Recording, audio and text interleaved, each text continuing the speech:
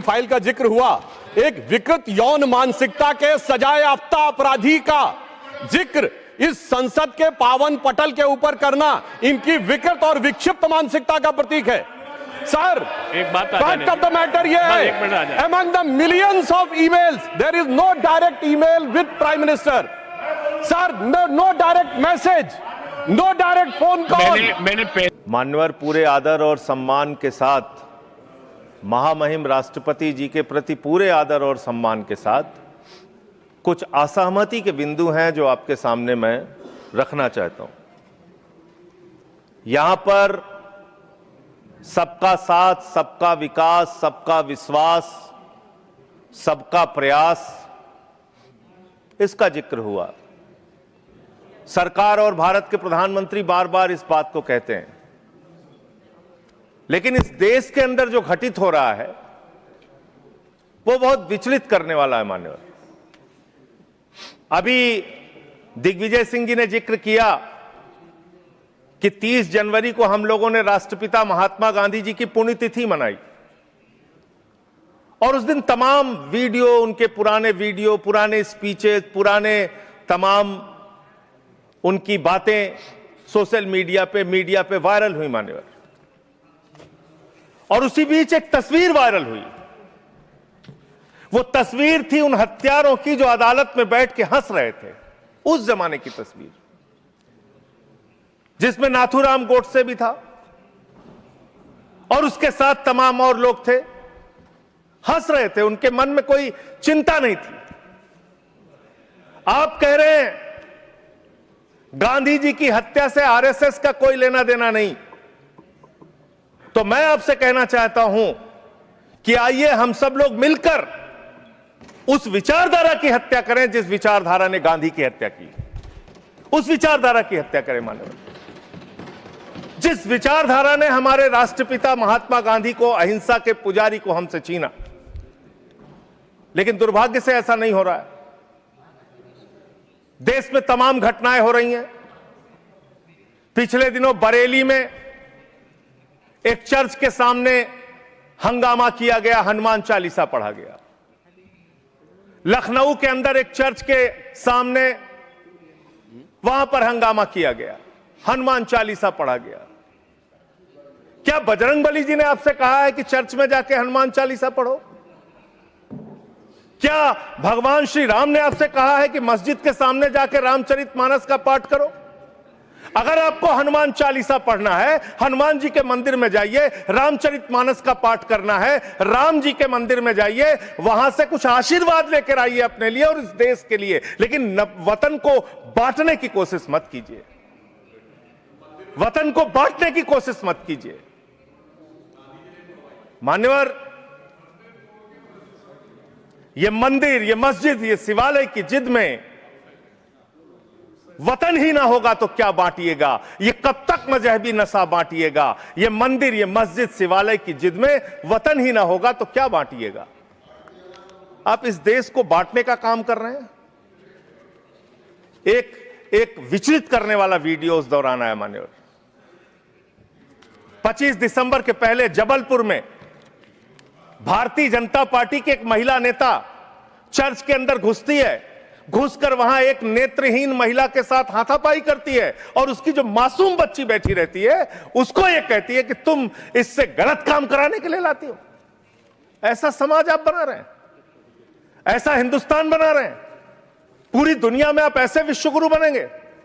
आज ऑस्ट्रेलिया में, इंग्लैंड में, यूएस में, न्यूजीलैंड में, दुनिया के अलग अलग देशों में जो लोग भारतीय रहते हैं उनको कितनी शर्मिंदगी महसूस करनी पड़ती होगी कि आप उनके धार्मिक मान्यताओं के हिसाब से उनको यहां पे पूजा अर्चना, इबादत, प्रेयर नहीं करने दे रहे हैं।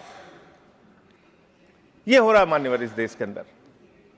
इसलिए नफरत की राजनीति को पहले मारना होगा और आपकी नफरत की राजनीति रुक नहीं रही है, वो असीमित है, उसकी कोई सीमा नहीं है।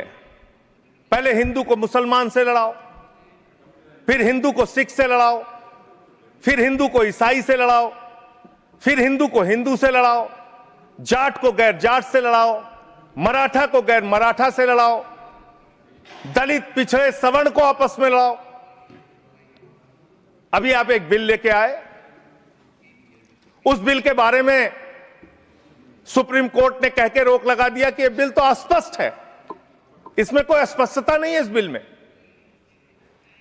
आप क्यों ऐसा बिल लेके आए जिसके कारण से पूरे देश का माहौल खराब हुआ? आपने झगड़ा कराया दलितों यूजीसी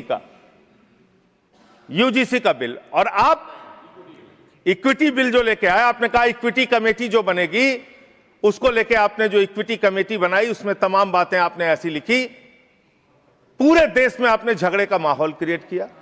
आप कभी भी और कहीं भी दलितों और पिछड़ों और आदिवासियों के हितैषी रहे ही नहीं है।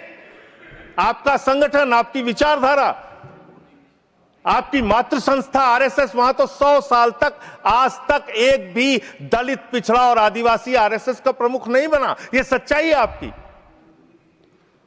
आप हल्ला मचा रहे थे कि देखो हमने दलितों, पिछड़ों, आदिवासियों के लिए कितना शानदार बिल हम लेके आए, कितना शानदार हमने काम कर दिया। सुप्रीम कोर्ट ने उस पर रोक लगा दिया। सुप्रीम कोर्ट ने कहा कि यह बिल अस्पष्ट है।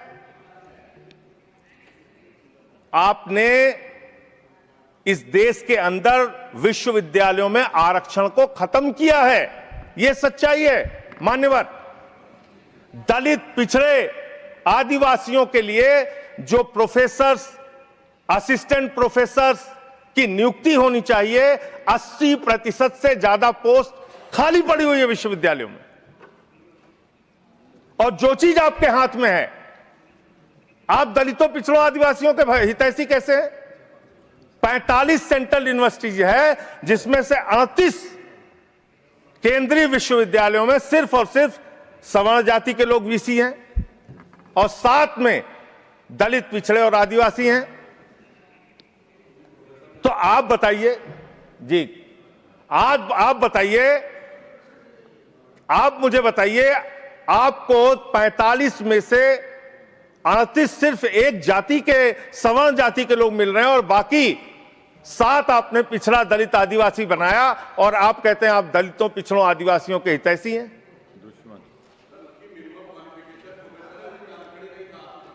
किसमें?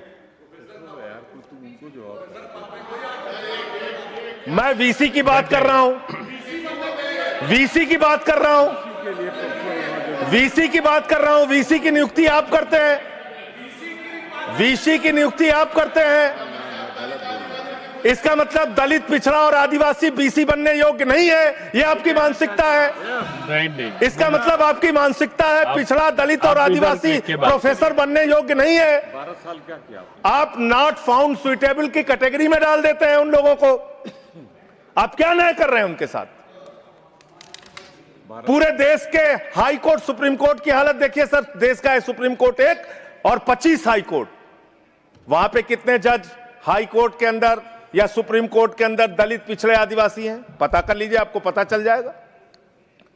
तो अगर कहीं उनके साथ न्याय की बात आती है तो आप न्याय नहीं, नौटंकी करते हैं, जानबूझ के दिखाने की कोशिश करते हैं कि आप उनके हितैषी हैं, जबकि आप है नहीं। आपको है ना, और पूरे देश का वातावरण खराब किया आपने। मैं इस सदन के अंदर आपके माध्यम से सरकार को प्रस्ताव देना चाहता हूं, अगर आपकी नीयत साफ है तो हर विश्वविद्यालय में 2 तरह की कमेटी बनाइए।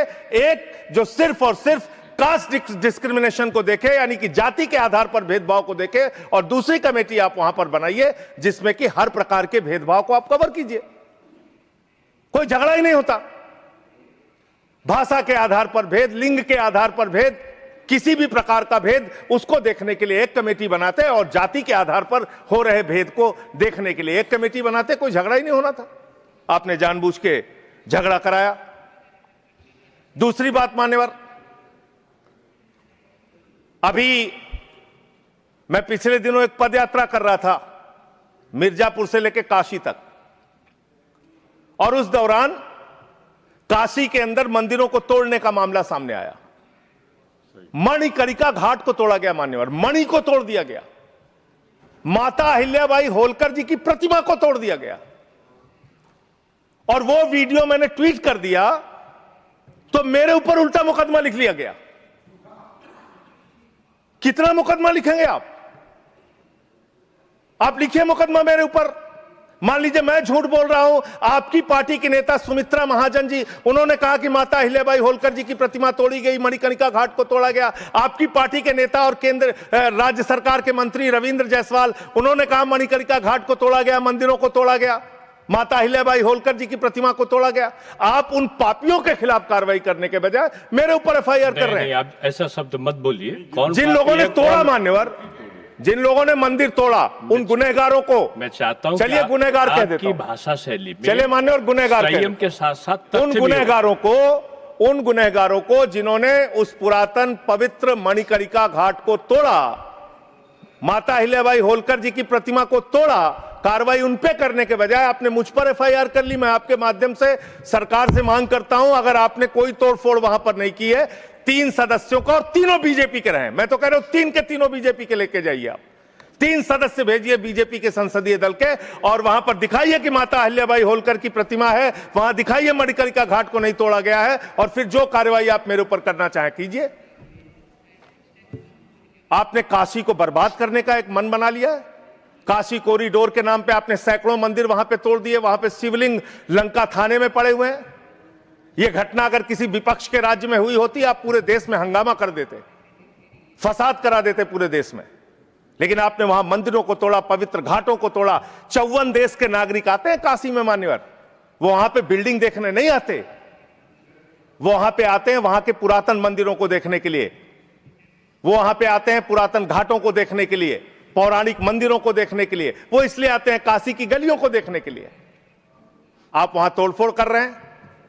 जाके पूछिए वहां के लोगों से कितना गुस्सा और नाराजगी उनके मन में है। लेकिन आपको धर्म में भी धंधा करना है, हर जगह धर्म के नाम पे भी धंधा करना है, वो काम आप वहां पे कर रहे हैं। दूसरी बात, इस भाषण में शिक्षा की चर्चा हुई, स्वास्थ्य की चर्चा हुई, जल जीवन मिशन की चर्चा हुई, और कल बजट आया तो आपकी कलई खुल गई। आप विकसित भारत की बात कर रहे हैं, कह रहे हैं विकसित भारत बनाएंगे। कब बनाएंगे? 2047 में बनाएंगे। उसको 3047 कर दीजिए। 1000 साल बाद कौन पूछने वाला है सर? 3047 में हम भारत को विकसित भारत बताएंगे। 1000 साल बाद कौन पूछेगा? 2047 में कौन सत्ता में रहेगा नहीं रहेगा, लेकिन आप ऐसा सब्जबाग दिखाते हैं कि आप 2047 में आप विकसित भारत बना देंगे। कैसे विकसित भारत बनाएंगे? शिक्षा का बजट आप रखेंगे 2%, स्वास्थ्य का बजट आप रखेंगे 2%, यानी कि अशिक्षित भारत और विकसित भारत कैसे होगा? अस्वस्थ भारत और विकसित भारत कैसे होगा? आपने ग्रामीण विकास के नाम पे जो बजट का हिस्सा है उसको कम कर दिया, तो एक अविकसित ग्रामीण व्यवस्था के साथ आप विकसित भारत कैसे बनाएंगे? आपने किसानी के लिए, एग्रीकल्चर के लिए जो बजट रखा उसको घटा दिया। आप कैसे करेंगे विकास? विकसित भारत का आपका सपना क्या है? जिसमें लोग अशिक्षित रहें, जिसमें लोग अस्वस्थ रहें। आपकी आयुष्मान भारत की स्कीम की हकीकत क्या है? एक ही नंबर पे 9999 नंबर पे 10 लाख से ज्यादा लोगों का रजिस्ट्रेशन हुआ है। 600 से ज्यादा 625 करोड़ रुपए का फ्रॉड हुआ है। आपकी सीएजी रिपोर्ट में आया आयुष्मान योजना के अंतर्गत। आपने जी राम जी योजना लागू की, उसमें आप कह रहे हैं हम 125 दिन रोजगार देंगे, और बजट में जो निर्धारण कर रहे हैं वो 125 दिन रोजगार देने के हिसाब से आप बजट का निर्धारण नहीं कर रहे हैं। इसका मतलब आपकी ये घोषणा है। पिछले साल आपने कहा कि अप्रेंटिस योजना हम पूरे देश में ला रहे हैं नौजवानों के लिए। अप्रेंटिस योजना में जो पैसा आपने सरकार की ओर से निर्धारित किया उसमें 95% कटौती कर ली। तो आप प्रशिक्षण नहीं दे सकते, रोजगार तो बहुत दूर की बात है। यह काम आपने किया। दूसरी बात, माघ मेला हुआ, बड़ी उसकी चर्चा हुई। आप हमेशा चर्चा करते हैं, महाकुंभ के बारे में चर्चा करते हैं, माघ मेला के बारे में चर्चा करते हैं, लेकिन वहां बड़ी एक अप्रिय घटना हुई मान्यवर, बहुत ही दुखद घटना हुई। शंकराचार्य जी, परम पूज्य अवमुक्तेश्वरानंद जी जा रहे थे स्नान करने के लिए। उनको प्रशासन के द्वारा उनको रोका गया, उनके शिष्यों को, उनके बटुकों को चोटी पकड़ पकड़ के घसीट घसीट के मारा गया उनको। और इतना ही नहीं, उनकी एक मांग थी कि अगर प्रशासन या सरकार मुझसे वार्ता कर ले और अपनी गलती मान ले तो मैं स्नान करूंगा। ना उनसे किसी ने माफी मांगी और ना ही वो स्नान कर पाए। बिना स्नान किए शंकराचार्य जी वहां से चले गए। और भी शर्मनाक बात यह है, आप कितने बड़े धर्म के ठेकेदार हैं। आप देखिए कि आप शंकराचार्य जी को तहसीलदार के माध्यम से चिट्ठी भेज रहे हैं, कह रहे हैं बताओ आप शंकराचार्य हो कि नहीं हो। अरावली पर्वत को साबित करना है, बताओ तुम अरावली पर्वत हो कि नहीं हो। दिल्ली की जहरीली हवाओं को साबित करना है, बताओ हवाओं तुम जहरीली हो कि नहीं हो। इस देश के मतदाताओं को साबित करना है, बताओ तुम भारत के नागरिक हो कि नहीं हो। और शंकराचार्य जी को साबित करना है, बताओ आप शंकराचार्य हो कि नहीं हो। जो लोग अभी तक 12 साल में अपनी डिग्री नहीं दिखा पाए, वो शंकराचार्य से शंकराचार्य होने का प्रमाण मांग रहे हैं। यह है आपकी धार्मिक ठेकेदारी। इस तरह से आप धर्म की ठेकेदारी करना चाहते हैं तो देश के अंदर नफरत फैलाकर जो आप राजनीति कर रहे हैं, लोगों के हक को मार के जो आप राजनीति कर रहे हैं, इसका कोई बहुत देश के विकास, कम से कम विकसित भारत आपकी इस विचारधारा, इस सोच से तो नहीं बन सकता। विकसित भारत के लिए यह विचारधारा आपकी काम नहीं करेगी। नफरत फैलाओ और राज करो की, अंग्रेजों की जो विचारधारा थी, बांटो और राज करो की जो विचारधारा थी, उससे नहीं बन सकता। मान्यवर, बात कर लें विदेश नीति की। विश्व गुरु बनने की बात करते हैं प्रधानमंत्री जी, पूरे दुनिया में उनका डंका पीटा जा रहा है। हमने देखा किस तरह से अमेरिका से भारतीयों को हाथ में हथकड़ी, पैरों में बेड़ी बांध के अमृतसर पहुंचाया गया। हमने देखा कि किस तरह से सीज फायर के लिए कम से कम 70 बार अमेरिका का राष्ट्रपति ट्रंप कह रहा है कि उसने ट्रेड डील की धमकी देकर सीज फायर कराया, ट्रेड खत्म करने की धमकी देके। हमने देखा कि किस तरह से चीन यह कह रहा है कि वो सक्चगाम में निर्माण कार्य करेगा और आपकी पार्टी के दफ्तर में उनके प्रतिनिधि मीटिंग कर रहे हैं।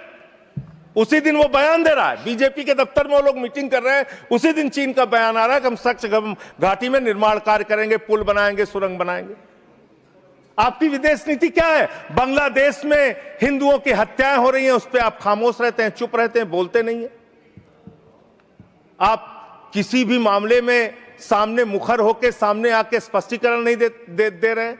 अभी एक एप्स्टीन फाइल की चर्चा हो रही है पूरी दुनिया में, उसके बारे में भारत के प्रधानमंत्री को आरोपित किया गया।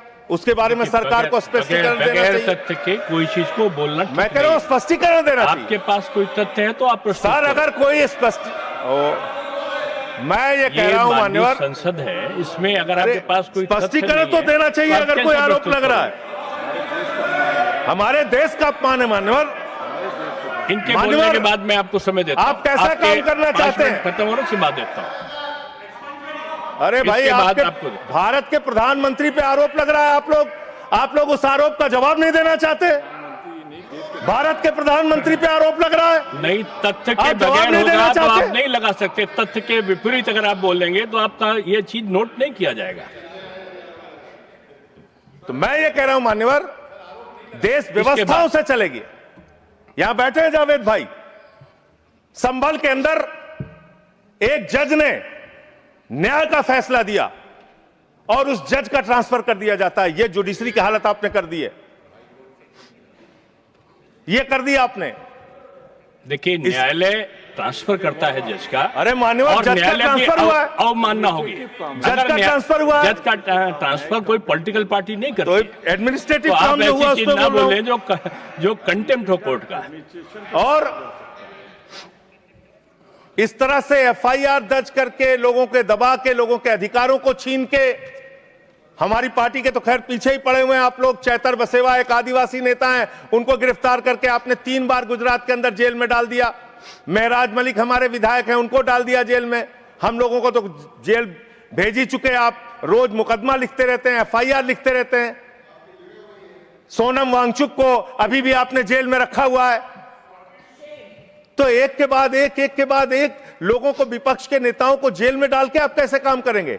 आप पूरे देश में एसआईआर के नाम पे लोगों के वोट काट रहे हैं, एसआईआर के नाम पे लोगों के वोट काट रहे हैं। बस खत्म कर रहा हूं सर, सबको 2-2, 3-3 मिनट मिला है। मैं 1 मिनट में खत्म, 1 मिनट में, आधा मिनट। मान्यवर मैं पार्टी का लीडर हूं, 1 मिनट में खत्म, आधा मिनट। पार्टी का लीडर है मान्यवर एसआईआर के नाम पे आप क्या कर रहे हैं? पूरे देश में करोड़ों लोगों के वोट काट रहे हैं। यूपी की बात अगर मैं कर लूं तो वहां पर आपके ही राज्य निर्वाचन आयोग ने जो चुनाव की सूची बनाई, ग्रामीण चुनाव के लिए, पंचायत चुनाव के लिए और शहरी चुनाव के लिए, उसमें दिखाया 17 करोड़ वोट। और एसआईआर के लिए जो केंद्रीय ज्ञानेश कुमार जी की निगरानी में जो सूची बनी, उसमें दिखाया गया 12 करोड़ 55 लाख वोट, 4.5 करोड़ वोट उत्तर प्रदेश में कहां पर उड़ गए?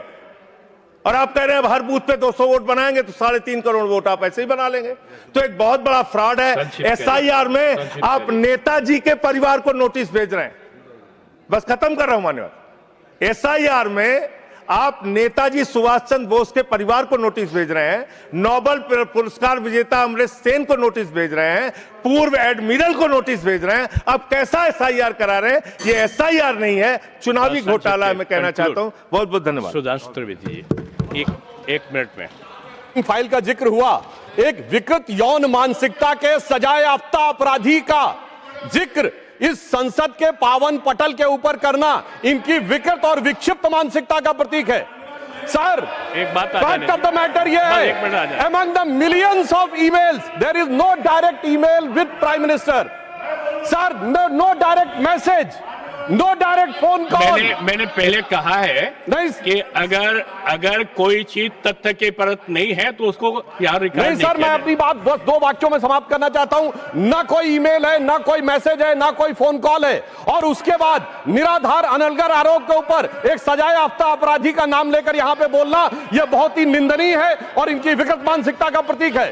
और सर, डिपार्टमेंट ऑफ जस्टिस ने भी यह कहा है कि वो फॉल्स और सेंसेशनल आरोप है। और प्रधानमंत्री जी इजराइल में अपनी ऑफिशियल यात्रा पे थे, एक मुलाकात ऑफिशियल है, और उसके बावजूद वहां पर सिर्फ एक ही गायन हुआ, वो था राष्ट्रगान। अगर उसमें नाच गाना इनको नजर आता है, हो सकता है इसे राम मंदिर में नजर आता हो। तो मैं इस पे घोर भर्त्सना करते हुए सभापति महोदय सिर्फ एक पंक्ति कहना चाहता हूं, सभापति महोदय सिर्फ एक पंक्ति कहना चाहता हूं कि जो इन्होंने आरोप लगाने का प्रयास किया है कि राष्ट्रवाद के महामेरु पर वार बहुत ही हल्का है, भारत विकसित रोकने के लिए यह मचा हुआ तहलका है। नहीं, देखो, जो माननीय सदस्य ने जो तथ्य के विपरीत और संविधान के विपरीत बात कही, उसको इसमें शामिल नहीं किया जाएगा।